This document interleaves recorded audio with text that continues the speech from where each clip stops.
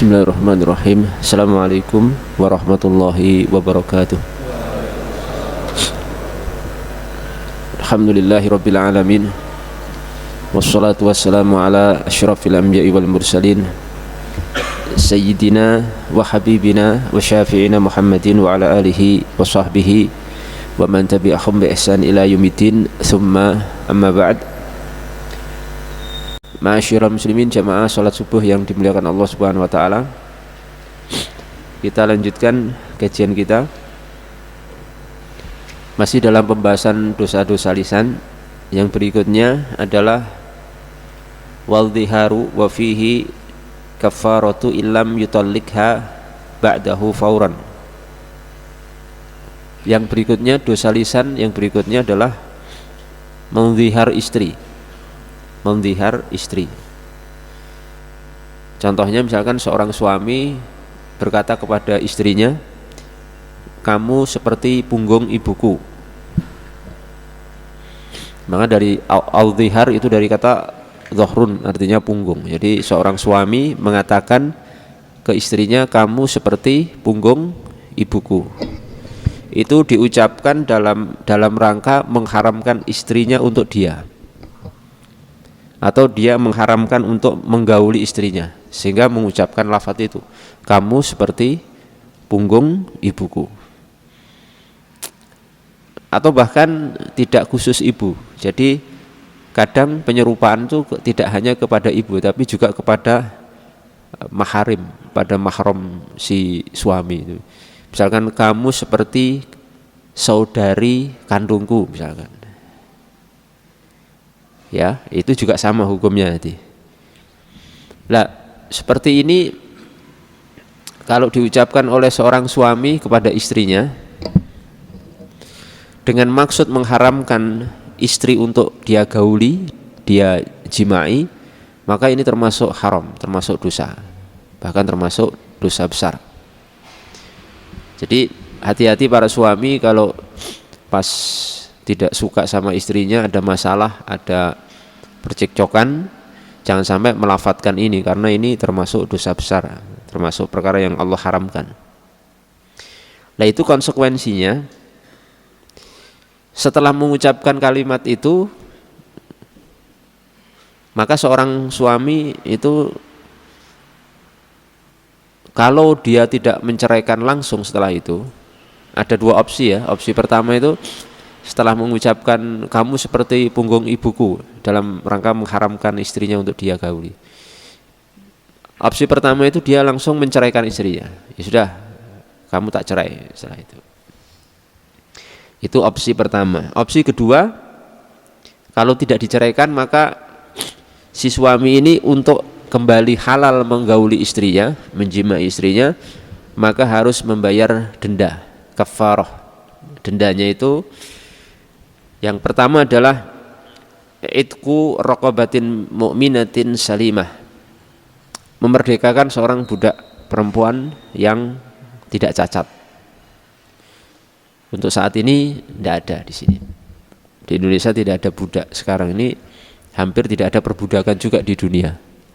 Berarti ini gugur. Ya. Kafarah pertama ini gugur denda pertama.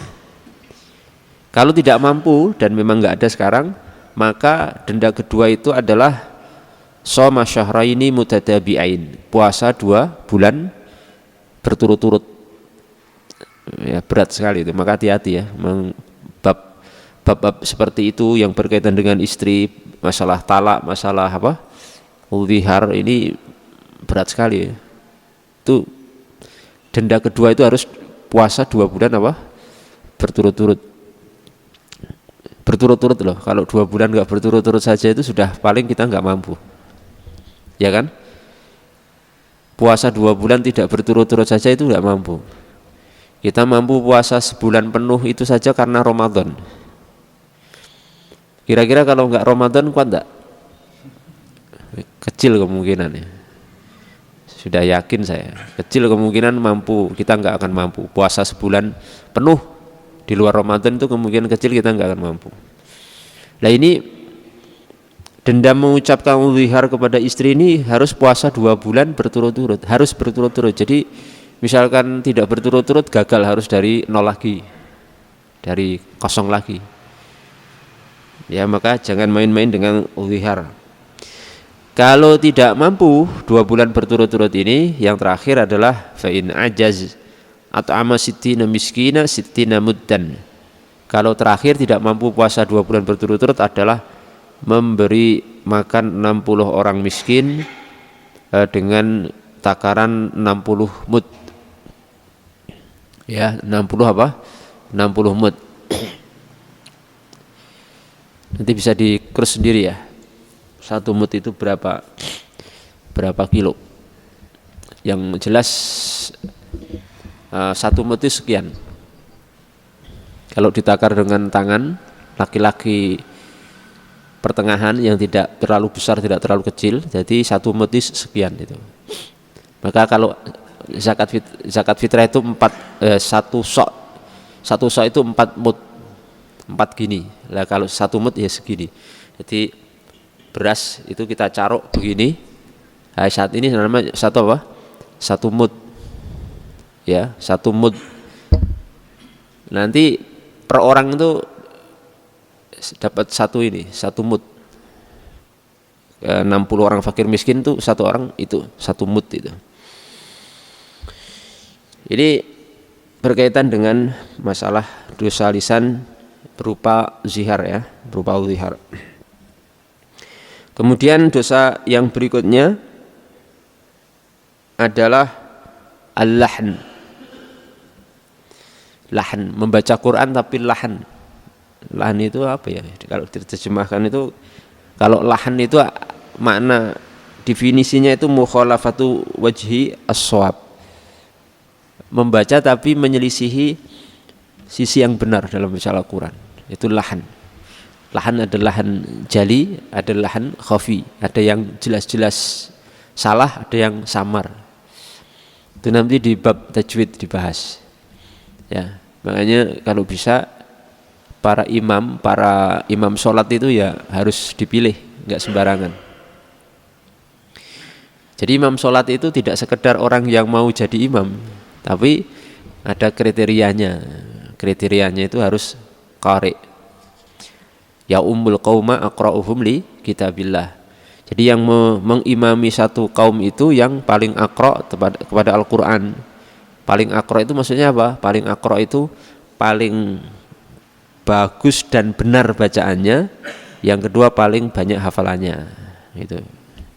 Itu yang maju menjadi imam. Yang dilema sekarang itu sebagian masjid kadang yang mengimami itu enggak masuk kriteria, enggak masuk standar.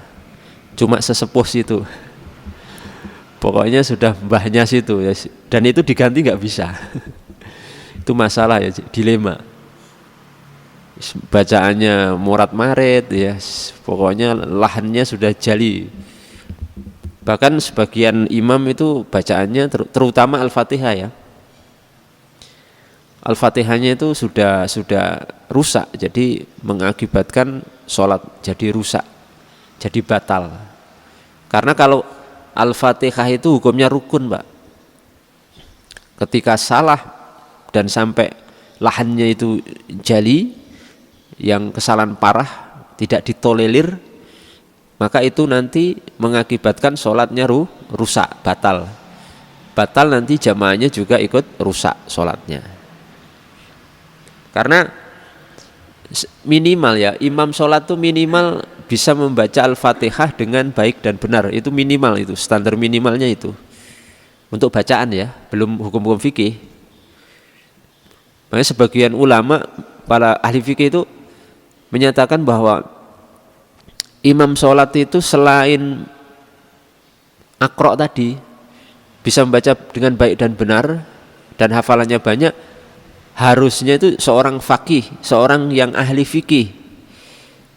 Bahkan sebagian ulama dalam mazhab Imam Syafi'i rahimahullah ta'ala itu mengunggulkan imam yang faqih walaupun kurang banyak hafalannya. Jadi misalkan ada imam ada hafal 30 juz, tapi nggak faqih, nggak paham fikih, dengan imam yang hafalannya tidak sampai 30 juz, misalkan hanya 10 juz misalkan, tapi dia faqih, ahli fikih, maka ini harusnya lebih diutamakan yang jadi imam itu yang 10 juz, walaupun cuma 10 juz tapi ahli fikih. Karena jabatan imam itu nanti kan berkaitan dengan fikih sholat ya, fikih sholat. Kalau terjadi begini harus dia begini, kalau terjadi seperti ini harus dia begini, kalau terjadi kasus begini dia harus memecahkan begini, kan begitu. Nggak semudah yang dibayangkan. Jadi misalkan nanti imam terjadi kasus lupa tahiyat awal bapaknya, langsung naik, ya kan? Terus makmumnya kan mengoreksi kan, dengan ucapan apa? Subhanallah. Ini si makmum duduk posisinya mau tasyahud awal, tapi imamnya lupa naik, langsung sudah berdiri tegak gitu kan. Subhanallah, tapi sudah berdiri tegak. Ini di sini imam harus memutuskan keputusan, apakah kembali duduk ataukah tidak kembali duduk melanjutkan ke rakaat berikutnya. Ini butuh ilmu. Butuh apa? Ilmu, butuh fikih. Ini bahaya nanti. Kasus berbahaya. Itu contoh kasus berbahaya. Yang butuh, kalau cuma hafal Quran, dia nggak paham fikih, khususnya fikih madzhab al-arba'ah, fikih imam yang 4, Hanafiyah, Malikiyah, Syafi'iyah dan Hanabilah, ini bisa kacau. Coba kira-kira jamaah kalau terjadi kasus, jenengan jadi imam, kasusnya tadi jenengan lupa tidak tahiyat awal, langsung sudah berdiri tegak, terus dikoreksi oleh makmum, subhanallah, subhanallah, makmumnya duduk sudah posisi tasyahud awal. Kira-kira apa keputusan sampean ketika menjadi imam? Apakah turun duduk tasyahud awal ataukah tidak turun duduk melanjutkan ke rakaat berikutnya? Meneruskan atau turun mengikuti koreksi makmum? Ini ulama berbeda pendapat. Ya, itu yang benar. Perhatikan ya, yang benar itu melanjutkan ke rakaat berikutnya dan tidak turun duduk. Kalau sampean turun duduk setelah berdiri tegak mengikuti koreksi makmum, sholat sampean batal. Karena sampean sudah masuk ke rukun berikutnya, yaitu al-qiyam. Sudah berdiri tegak, ya kan? Ketika sudah masuk rukun berikutnya, itu tidak boleh kembali ke yang ke sebelumnya, karena itu membatalkan sholat. Berbeda ketika kita baru proses mau berdiri, baru setengah gitu, loh kok nggak duduk, terus langsung subhanallah, lah kita belum berdiri tegak, baru mau berdiri, lah itu kembali duduk tasyahud awal, itu tidak masalah. Tapi kalau sudah berdiri tegak, itu kita sudah masuk ke rukun berikutnya, nggak boleh kembali ke yang sebelumnya. Itu pentingnya fikih ya. Kedua bahwasanya tasyahud awal atau tahiyat awal itu hukumnya tidak rukun, itu sunnah. Itu sunnah saja. Jadi ya kalau sudah terlanjur begitu ya sudah lanjutkan saja, jangan malah kembali duduk nanti malah batal sholatnya.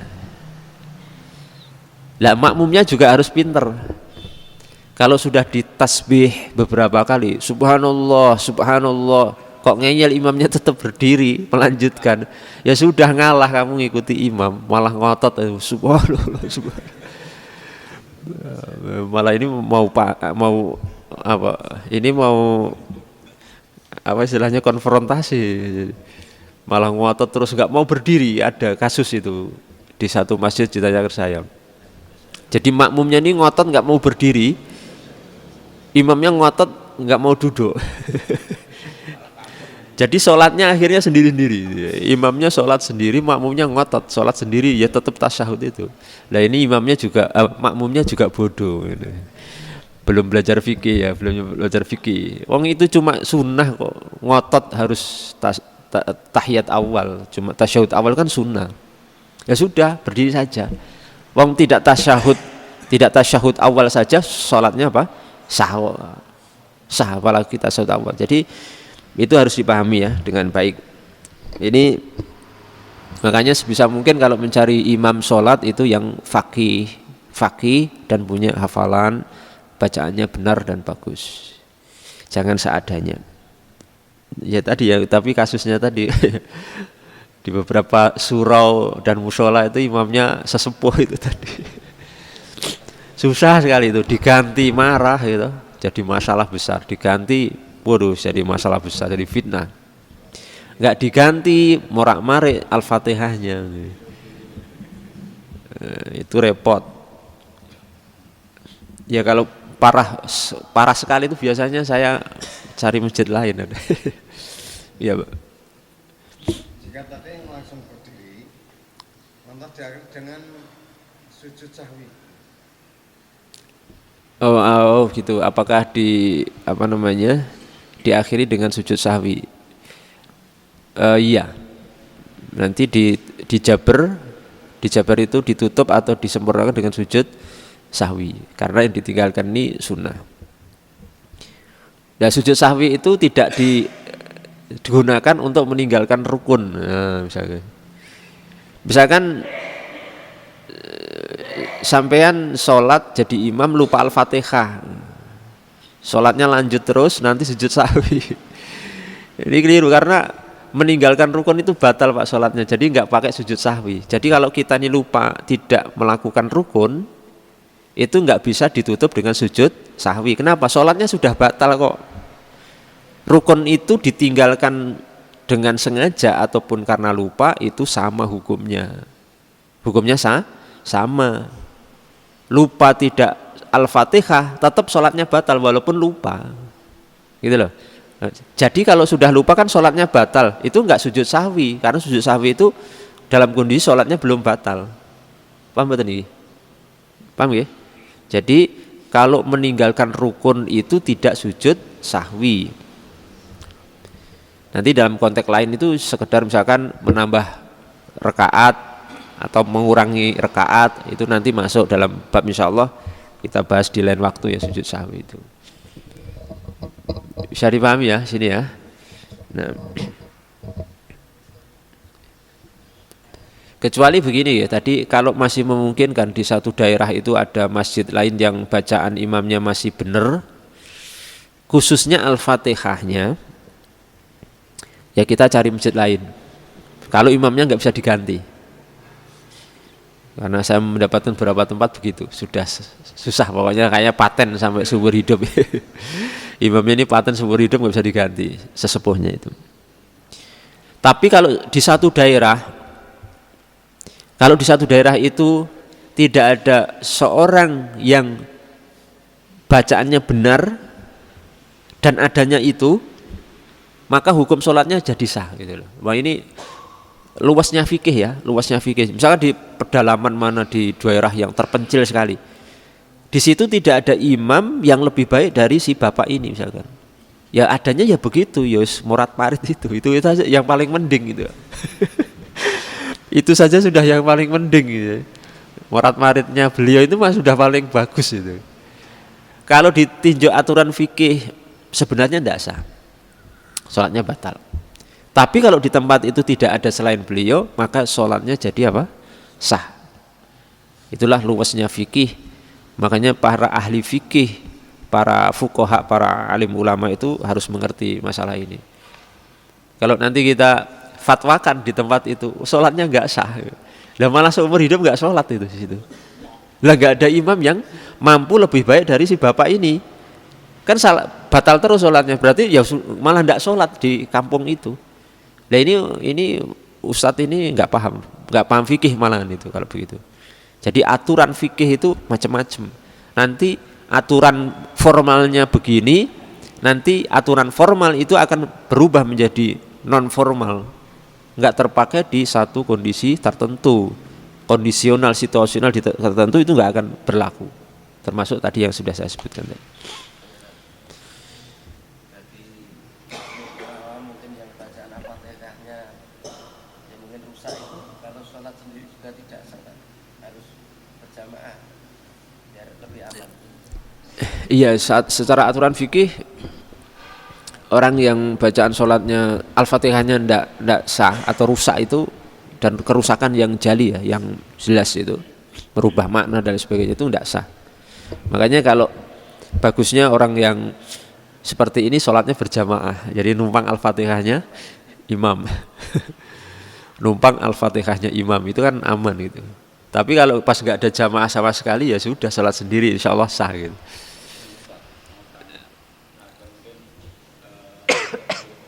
Rata-rata untuk sekarang imam itu sudah diseleksi. Jadi misalkan di tempat mana itu ada karena apa? Karena waktu kita mungkin baca Al-Quran atau apa itu yang lebih terus menguasai itu misalkan. Jadi di orangnya misalkan kalau tempat sana ya 2 atau 3 orang ya itu. Iya. Jadi tidak semua orang tua harus mengalah. Kalau imam tidak menguasai. Gitu, Pak. Ya. Lebih maju. Ya, jadi memang ya. Lebih mantap daripada kita nyari tempat lagi. Oke. Jadi begitu, tidak masalah kalau sudah diseleksi, sudah bagus bacaannya, paling tidak itu benar lah, nggak bagus nggak apa-apa. Kalau bagus merdu itu kan bonus saja. Ya, jangan sampai bagus malah nggak benar kan, ada juga, wah meliuk-liuk malah meliuk-liuk tapi malah salah, itu juga ada gitu. Morak-marik juga gitu. Paling tidak benar ya, standar minimal benar, kalau bisa benar dan merdu ya, benar dan bagus. Kalau yang sudah ada masjidnya seperti itu ya aman insya Allah, paling tidak benar itu. Tapi kalau yang memang rusak, benar-benar rusak bacaannya dan merubah makna, itu ya memang harus menyadari, sebenarnya imamnya ini harus menyadari, dikembalikan ke para orang-orang yang mumpuni dan mampu ya, terutama generasi muda. Alhamdulillah sekarang sudah banyak yang bisa dan mampu untuk itu. Kalau dulu ya, dulu di zaman saya kecil itu, di daerah saya itu orang itu rebutan tidak mau jadi imam dulu. Zaman dulu itu orang itu rebutan untuk tidak jadi imam malahan. Jadi didorong-dorong aja sudah sampai nggak mau gitu. Dulu ya itu rebutan tidak jadi imam. Nah sekarang itu malah orang rebutan jadi imam. Kalau nggak jadi imam kayak nggak dihormati, gitu.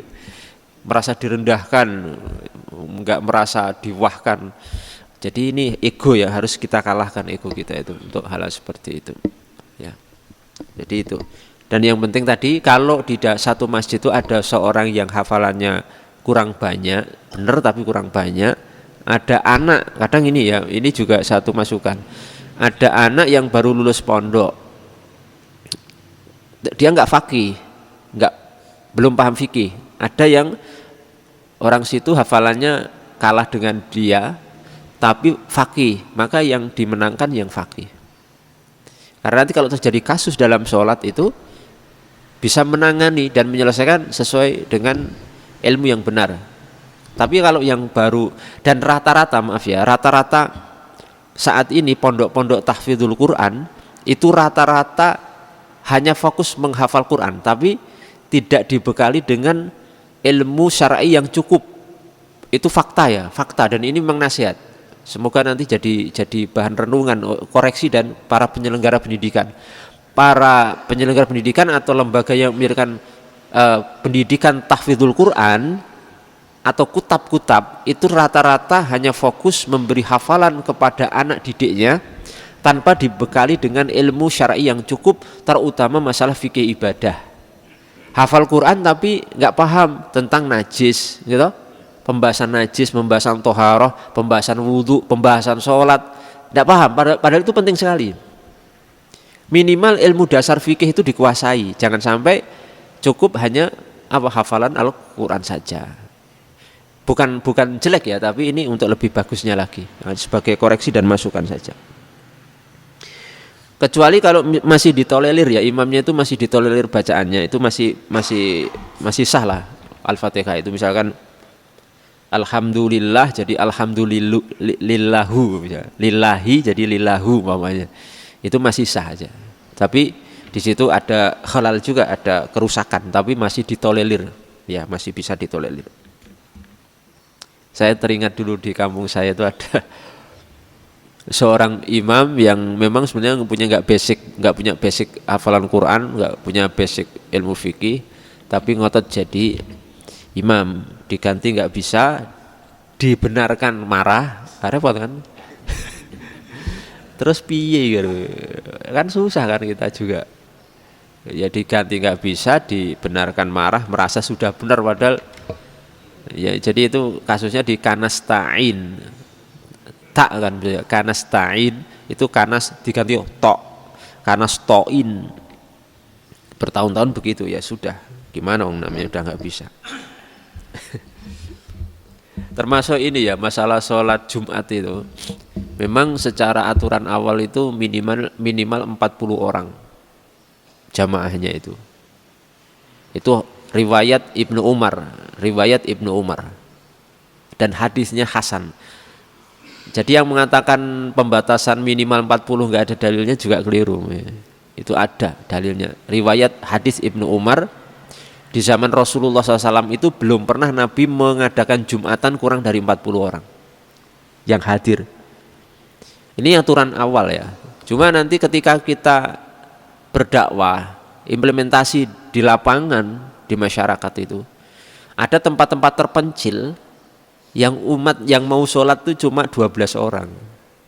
Di pelosok-pelosok daerah itu ada kampung daerah yang sholat saja baru 12 orang, dan itu Jumatan jumlahnya 12. Untuk orang yang paham fikih, memang aturan awalnya itu tidak sah karena cuma 12 orang. Tapi tadi fikih itu luas, kita katakan sah. Minimal kita memakai pendapat lain yang mengesahkan itu, yang masih dalam lingkup mazhab imam yang 4, Hanafi, Maliki, Syafi'i dan Hambali, itu kan 4 itu. Karena di luar mazhab Imam Syafi'i ada yang masih mengesahkan. Imam Hanafi itu mengesahkan kurang dari 40, Imam Maliki juga mengesahkan kurang dari 40. Bahkan saya mendapatkan pendapat lama Imam Syafi'i, pendapat lamanya itu mengesahkan juga kurang dari 40, walaupun pendapat barunya tidak mengesahkan.